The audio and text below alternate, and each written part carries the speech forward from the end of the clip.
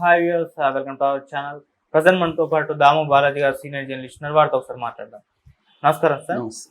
Sir, Iran, Israel, ఈ America war start అయ్యి 9 రోజులు అయినా కూడా ఇరాన్ ఇప్పటికి కూడా లొంగిపోలేదు. దీంతో ట్రంప్ ఇప్పుడు ఒక నిర్ణయానికి వచ్చాడని చెప్పేసి ఇరాన్ మీద అణుబాంబు వేద్దామన్న ఆలోచనలో ఉన్నారని చెప్పేసి వార్తలు వస్తున్నాయి సార్. మరి అణుబాంబు వేస్తే ఎటువంటి పరిణామాలు ఉండే అవకాశం ఉంది? మరోపక్క ఇరాన్ కూడా ఇజ్రాయెల్ మీద అణుబాంబు వేసేందుకు ప్రయత్నాలు చేస్తుందని కూడా వార్తలు వినిపిస్తున్నాయి. సో మొత్తం అణుబాంబులు వేసేస్తే ఎటువంటి పరిస్థితులు క్రియేట్ అయ్యే అవకాశం ఉంది? ఈ యుద్ధం గురించి ట్రంప్ ఏం మాట్లాడుతున్నారు? మరి ఫ్యూచర్ లో ఏం జరిగే అవకాశం ఉంది సార్ దీనికి సంబంధించి? లేటెస్ట్ గా ట్రంప్ మాట్లాడింది ఏంటంటే, ఇరాన్ పని అయిపోయింది, మేము ఇజ్రాయెల్ వాళ్ళు ఇరాన్ని కొట్టేశాము. సో ఇరాను వేల ఏళ్లలో ఎప్పుడు సారీ చెప్పలేదు. ఫస్ట్ టైము గల్ఫ్ కంట్రీస్కి సారీ చెప్పింది. సో ఇజ్రాయెల్ మేము కలిసి ఇరాన్ని ఈ స్థాయికి తీసుకొచ్చాము. వాళ్ళ నేవీని ధ్వంసం చేశాము, వాళ్ళ ఎయిర్ ఫోర్స్ అంతా ధ్వంసం అయిపోయింది, వాళ్ళ మిలిటరీ క్వార్టర్స్ ధ్వంసం అయిపోయింది. వాళ్ళ నాయకులు 3 లేయర్స్, అంటే top layer, middle layer, third layer, మొత్తం 3 లేయర్స్ని లేపేశాం నాయకుల్ని. ఇంకెవరు మిగలలేదు, వాళ్ళు కాళ్ళబేరానికి వస్తున్నారు అనేది ట్రంప్ ప్రధానంగా చెప్తున్నాడు. అట్లాగే యూకే ప్రధానమంత్రి స్టార్మర్, ఆయన మేము మీకోసం ఎయిర్ ఫోర్స్ పంపిస్తామంటే కూడా నో థ్యాంక్స్, మేము ఆల్రెడీ గెలిచేసాం, అక్కడ మీరు పంపించాల్సిన అవసరం లేదు అని కూడా సెటైరికల్గా అన్నాడు. ఎందుకంటే యూకే ఫస్ట్ వ్యతిరేకించింది, తర్వాత ఇప్పుడు పంపిస్తుంది కాబట్టి ఆయనకి ఇష్టం లేదనమాట ట్రంప్కి. సెటైరికల్గా అన్నాడు.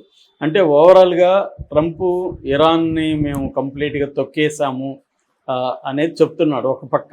కానీ రెండో పక్క ఒక వార్తలు ఏంటంటే, Trump boots on the ground అంటారు. అంటే ఇరాన్లోకి మిలిటరీని పంపించాలి, అంటే గ్రౌండ్లోకి పంపించాలి. ఇప్పటివరకు ఏంటంటే ఎయిర్ఫేర్ మాత్రమే, గాల్లో మాత్రమే యుద్ధం జరుగుతుంది, అట్లాగే నేవీ జరుగుతుంది తప్ప గ్రౌండ్లోకి వెళ్ళలేదు. గ్రౌండ్లోకి పంపించాలన్నది ఉంది. అంటే ఒక ఇరాను, ఆఫ్ఘనిస్తాను, లిబియా, ఈ దేశాలంతా గ్రౌండ్లోకి వెళ్ళి అమెరికన్ సైనికులు ఫైట్ చేశారు. ఇప్పుడు అది చేయాలనేది ఒక ప్లాన్ అని చెప్తున్నారు. రెండో ప్లాన్, అది కూడా ఎందుకు, ఇరాన్ మీద ఒక అణుబాంబు పడేస్తే పోతుంది కదా అన్న ఆలోచన కూడా ట్రంప్కు ఉన్నట్టుగా తెలుస్తుంది. ఎందుకంటే ఇరాన్ని ఇప్పుడు తొక్కకపోతే ఇంకెప్పుడు తొక్కలేము, ఇప్పుడు వదిలేస్తే మళ్ళీ అది బలపడుతుంది, ఇంకా కసిగా బలపడుతుంది. దానికి చైనా, రష్యా సపోర్ట్ చేస్తారు. ఇప్పుడు ఇరాన్ వైపు ఎవరు లేరు. ఇరాన్ మీద అణుబాంబు వేస్తే రివర్స్లో అణుబాంబు వేసే వాళ్ళు ఎవరు లేరు. ఇరాన్కి సపోర్ట్గా ఎవరు కూడా బహిరంగంగా రావట్లేదు. ఇండైరెక్ట్గా రష్యా సపోర్ట్ చేస్తుంది, చైనా చేస్తుంది తప్ప ఇరాన్ మీద ఏమన్నా చేస్తే మేము అణుబాంబు వేస్తామనో ఇంకొకటి అని ఎవరు చెప్పట్లేదు. అటువంటి ఒప్పందాలు ఇరాన్కి కూడా లేవు. ఇరాన్కి చైనాకి ఒప్పందం ఉంది, ఇరాన్కి రష్యాకి ఒప్పందం ఉంది, కానీ మ్యూచువల్ డిఫెన్స్ అగ్రిమెంట్ అనేది ఎవరికి లేదు అనమాట. అంటే ఇరాన్ మీద ఏ దేశం దాడి జరిగినా మా దేశం మీద దాడిగా భావించి వస్తామన్న ఒక మ్యూచువల్ డిఫెన్స్ అగ్రిమెంట్ అంటారు. అటువంటి అగ్రిమెంటు ఇరాన్కి ఏ దేశానికి లేదు. సో అంటే ఇరాన్ పాకిస్తాన్తో ఫ్రెండ్లీగా ఉంటుంది, లేకపోతే చైనాతో, రష్యాతో, నార్త్ కొరియాతో ఫ్రెండ్లీగా ఉంటుంది తప్ప ఇవేవి కూడా ఇప్పుడు ఇరాన్ మీద న్యూక్లియర్ బాంబు వేస్తే మిగతా వాళ్ళు వస్తారా అనేది ఎవరికి కూడా క్లారిటీ లేదు. ఆ దేశాలు కూడా వచ్చే పరిస్థితి లేదు, ఎందుకంటే వాళ్ళ సమస్యలు వాళ్ళకు ఉన్నాయి. కాబట్టి రెండోది, అమెరికాతో ఇప్పుడు పెట్టుకొని మనకెందుకులే అనుకునే ప్రమాదం ఉంది. అందుకని ట్రంప్ ఇలా ఆలోచిస్తున్నాడని అంటున్నారు. ఎందుకంటే నేను ఇందాక కూడా వీడియోలు చెప్పాను, ట్రంప్కు ఎవరు కూడా ఊహించలేరు. ఆల్రెడీ 27 మంది సైకాలజిస్టులు ట్రంప్కి ఒక మానసిక జబ్బులు ఉన్నాయి, అతను డేంజరు, ఎందుకంటే న్యూక్లియర్ వెపన్స్ని అతను వాడే అవకాశం ఉంది అని 2017లోనే హెచ్చరించారు. అప్పటి నుంచి కూడా అనేక మంది సైకాట్రిస్టులు, మేధావులు ట్రంప్ గురించి హెచ్చరిస్తున్నాడు. పిచ్చివాళ్ళ చేతిలో రాయిలాగా ఇతనికి పవర్ ఇచ్చాము, ఇతను న్యూక్లియర్ వెపన్ వాడతాడు అని ఎప్పటి నుంచో చెప్తున్నారు. జెఫ్రీ సాక్స్ అని ఒక ఎకనామిస్టు 2018లోనే చెప్పాడు, ఇరాన్ మీద ట్రంప్ దాడి చేయొచ్చు, లేకపోతే నార్త్ కొరియా మీద దాడి చేయొచ్చు, న్యూక్లియర్ వార్ఫేర్ రావచ్చు అని అప్పుడే చెప్పారు. ఇలాంటి స్ట్రాటజిస్టులు, ఇంటర్నేషనల్ స్ట్రాటజిస్టులు చాలామంది చెప్పారు. అందుకని ఇప్పుడు ప్రపంచం అంతా కూడా భయపడుతుంది, ట్రంప్ ఏమన్నా ఇరాన్ మీద ఆటం బాంబు వేస్తాడా అనేది. ఎందుకంటే ఇరాన్ మీద యుద్ధం చేస్తున్నది ఎవరు? America and Israel. ఇద్దరి దగ్గర కూడా న్యూక్లియర్ వెపన్స్ ఉన్నాయి. అమెరికా ఓపెన్ డిక్లేర్, వాళ్ళ దగ్గర 1200 వార్ హెడ్స్ ఎంతో ఉన్నాయి.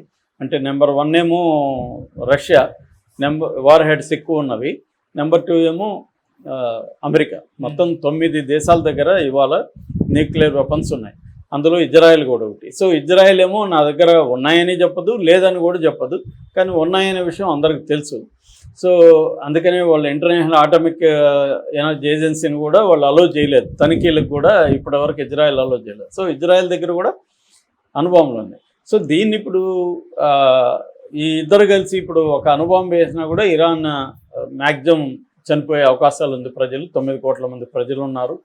సో ఇది ఏమన్నా చేస్తాడనే భయాందోళన అయితే చాలా మందిలో ఉన్నాయి. ఎందుకంటే ట్రంప్ ఇప్పటికి కూడా ఈ యుద్ధాన్ని ఆపే పరిస్థితి లేదు. కొత్తగా ఇప్పుడు ఒక దాని ఏమంటారు క్యారియర్ వార్షిప్ అనేది కూడా వచ్చింది. ఆల్రెడీ 2 ఉన్నాయి, ఫోర్డ్ అండ్ అబ్రహాం లింకన్. ఇప్పుడు ఇంకోటి పంపిస్తున్నారు.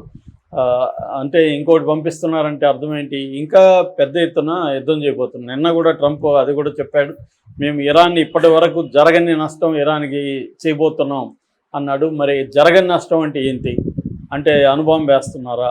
ఎందుకంటే ఆల్రెడీ 6700 టార్గెట్లని ఇరాన్లో కొట్టారు వీళ్ళిద్దరు కలిసి.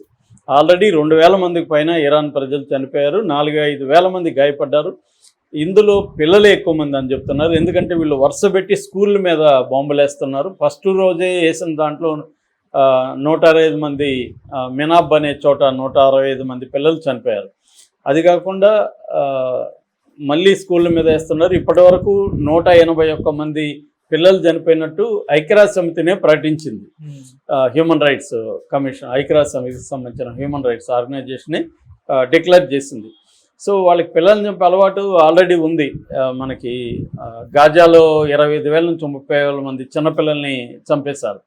ఇక్కడ కూడా ఇరాన్లో కూడా అదే జరగచ్చు. సో అదొకటి. రెండవది ఏంటంటే బార్డర్లో ఉండే అజర్బైజానియన్స్, టర్క్స్ని కూడా రెచ్చగొట్టి గ్రౌండ్లోకి ఇరాన్లోకి వచ్చే విధంగా సిఏఏ వర్క్ చేస్తుంది. ఇరాన్లో ఏంటంటే పర్షియన్స్ 60% ఉంటారు, అజర్బైజాన్స్ 20% ఉంటారు, వీళ్ళు కుర్దులు, నేను ఇందాక టర్క్ అన్నాను, టర్కులు కాదు కుర్దులు, వాళ్ళు ఒక 10% ఉంటారు. సో కుర్దుల్ని తర్వాత అజర్బైజానియన్స్ని వీళ్ళిద్దరిని కూడా రెచ్చగొట్టి వీళ్ళిద్దరిని కూడా, ఎందుకంటే వాళ్ళకి ప్రాబ్లమ్స్ ఉన్నాయి గతంలో, సో వాళ్ళని కూడా రెచ్చగొట్టి గ్రౌండ్లో తీసుకురావాలని ఉన్నారు. అందుకని ఇరాన్ ఇప్పుడు ఆ ప్రాంతాల మీద కూడా కుర్దులు ఉన్న అజర్బైజాన్ ఉన్న ప్రాంతాల మీద కూడా బాంబులు వేస్తుంది, వాళ్ళకు కూడా హెచ్చరిస్తుంది. సో ఇరాన్ అయితే రెడీగా ఉంది. మామూలుగా అయితే ఇప్పటి వరకు అమెరికా ప్రపంచంలో ఏ దేశాన్ని కూడా గ్రౌండ్లో జయించింది లేదు.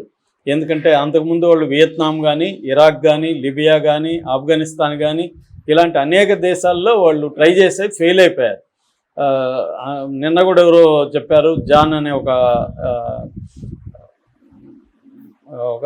పాపులర్ స్ట్రాటజిస్ట్ అనమాట, ఆయన పెద్ద ఆయన ఏం చెప్పాడంటే ఈ అమెరికా వియత్నాంలో అనేక బ్యాటిల్స్ గెలిచింది కానీ వార్లో ఓడిపోయిందని. వారు వేరు, బ్యాటిల్స్ వేరు. బ్యాటిల్ అంటే చిన్న చిన్న యుద్ధాలు, వార్ అంటే అంతిమ యుద్ధం. సో అంతిమంగా వియత్నాం దగ్గర ఓడిపోయింది, తర్వాత ఇరాక్లో ఏం సాధించలేదు, సిరియాలో పరిస్థితి అదే. సో అందుకని ఇప్పుడు ట్రంప్ 2 మార్గాలు ఉన్నాయి. ఒకటి అంటే 3 కూడా చెప్పుకోవచ్చు. ఒకటేమో సంధి చేసుకోవడం ఇరాన్తో, అది ఇప్పుడు ట్రంప్ చేసే అవకాశాలు లేవు. రెండోది ఏంటంటే ఈ సైనికుల్ని నేల మీదకి పంపించి భూతల యుద్ధాన్ని స్టార్ట్ చేయడం, దానికి మిగతా వాళ్ళ మద్దతు తీసుకోవడం, అది ఒకటి. ఇది కూడా ఒక రోజులో అయ్యే పని కాదు. ఎందుకంటే ఇరాన్ కంటే 2.5 రెట్లు చిన్నగా ఉన్న ఇరాక్లోనే 10 ఏళ్ళు పట్టింది, 3 రెట్లు చిన్నగా ఉన్న ఆఫ్ఘనిస్తాన్లో 20 ఏళ్ళు పట్టింది. దాంతో పోలిస్తే ఇరాన్ చాలా పెద్దది. రెండోది ఇరాన్ టెర్రైన్ అంటాం, ప్రాంతం భౌగోళికంగా ఇండియాలో సగం ఉంటుంది ఇరాన్, అంత పెద్దదన్నమాట. సో రెండోది 60% కొండలు ఉంటాయి వాళ్ళకి.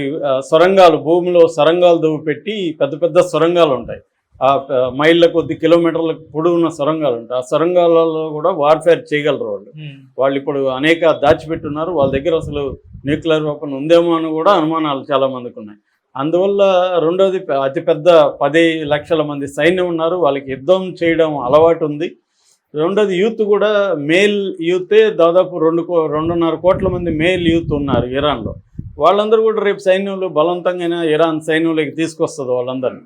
సో అందువల్ల ఏ రకంగా చూసినా అమెరికా ఇరాన్ని భూతల యుద్ధంలో జయించడం సాధ్యం కాదని ప్రపంచంలో ఉండే టాప్ స్ట్రాటజిస్టులు అందరూ కూడా చెప్తున్న మాట. కానీ ట్రంప్ ఇందాకే చెప్పినా నేను, ట్రంప్కు ఉండే మెంటల్ ఇష్యూస్ వల్ల ఎవడి మాట వినే పరిస్థితి లేదు అతను. సో ఒకవేళ అది కూడా వద్దు అనుకోండి, ఎందుకంటే అమెరికన్ సైనికులు పెద్ద ఎత్తున చనిపోతారు ఇలాగ జరిగితే. అది ట్రంప్కి కూడా రేపు ఇబ్బంది. ఆల్రెడీ నవంబర్లో మిడ్ ఎలక్షన్స్ వస్తున్నాయి, దాంట్లో కూడా ట్రంప్కు పరాభవం జరిగే అవకాశాలు ఉన్నాయి. సో అందుకని ట్రంప్ ఏం ఆలోచిస్తున్నాడు అల్టిమేట్గా అంటే, ఒక న్యూక్లియర్ వార్ హెడ్తో కొట్టేస్తే సరిపోతుంది ఇరాన్ని, పెద్ద ఎత్తున చనిపోతారు, అప్పుడు చచ్చినట్టు మన కంట్రోల్లోకి వచ్చేస్తుంది అన్న ఆలోచన ట్రంప్లో ఉన్నట్టు చెప్తున్నారు. అటువంటి లక్షణాలు ట్రంప్లో ఉన్నాయని 27 మంది సైకాలజిస్టులు, అనేక మంది మేధావులు ఫస్ట్ టర్మ్ నుంచే ముత్తుకుంటున్నారు ట్రంప్ని గెలిపించొద్దని. కానీ అమెరికా ప్రజలు మళ్ళీ గెలిపించారు. సో అందుకని వాళ్ళ అందరూ కూడా భయభ్రాంతంలో ఉన్నారు. ప్రపంచం అంతా కూడా ఒక్కబట్టి చూస్తుంది ట్రంప్ మైండ్లో ఏం జరగబోతుంది. ఎందుకంటే కాంగ్రెస్ కూడా అతన్నే సపోర్ట్ చేసింది మొన్న. సో అలాంటి పరిస్థితుల్లో ట్రంప్ నిర్ణయం తీసుకొని ఒక అనుభవం వేస్తే అది ఖచ్చితంగా వరల్డ్ వార్ 3కి అయితే ఖచ్చితంగా దారితీస్తుంది. ఎందుకంటే చైనా రష్యాలో ఎలా రియాక్ట్ అవుతుందో తెలియదు. కిమ్ కూడా మన ట్రంప్కి తీసిపోడు. అతను కూడా ఏమన్నా, అతని దగ్గర కూడా 100 వార్ హెడ్లు ఉన్నాయి, అతను కూడా ఏమన్నా అమెరికా మీద వేశాడు అనుకో, అది ఖచ్చితంగా వరల్డ్ వార్ 3కి అయితే దారితీస్తుంది. మరి ఏం జరుగుతుంది అనేది చూడాలి. Okay sir, thank you so much.